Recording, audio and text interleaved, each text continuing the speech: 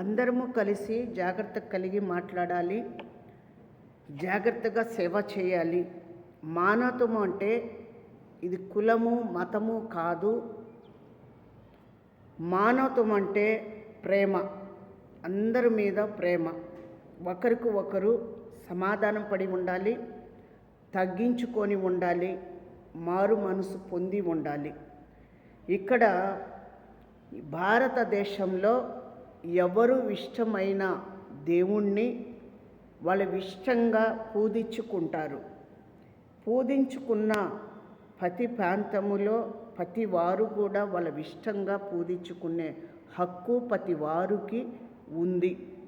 కానీ ఇక్కడ చాలామంది ఒకరికి ఒకరు తీసేసుకోవటము, మాటలు అనటము. మరొకటి, మరియమ్మని అన్న మాటలు ఎవరైతే ఉన్నారో, ప్రభుని ఎవరైతే తిడుతున్నారో వాళ్ళందరినీ ఒకరోజు దేవుడే ఆయళ్ళకి బుద్ధి తెస్తాడని నేను అనుకుంటున్నాను. అందరము కలిసి ప్రతి వారు కొరకు అన్నవారు కొరకు కూడా మనం ప్రార్థన చేయాలి. దేవుడి చిత్తము చూసేవాడు ఆయన, నడిపించేవాడు ఆయన.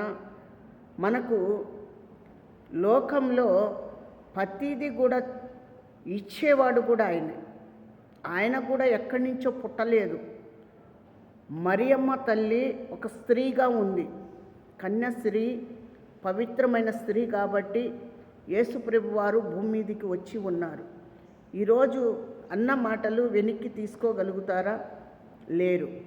కానీ స్త్రీలు ఎంతమంది అయితే పోరాడుతున్నారో వాళ్ళందరూ కూడా మరి ఆ అన్న మాటలకు, మరియమ్మ కూడా ఒక స్త్రీ కాబట్టి మీరందరూ కూడా నిజంగానే స్త్రీలై పోరాటం చేయాలి అనుకుంటే ఆ అన్నవారికి మీరు పట్టుకొని మీరే సమాధానం పడి మీరు మాట్లాడండి.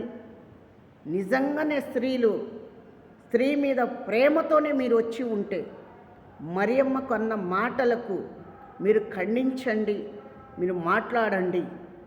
మీరే దైవము గురించి అనకూడదు. సమాజంలో ఏదన్నా అని ఉంటే నిలబెట్టి మాట్లాడండి. అది కులము మతము అని కాదు, ప్రాంతం అని కాదు. అందరూ కలిసి ఉండాలి. దేవుడి దయ వల్ల అందరూ బాగుండాలి. మంచి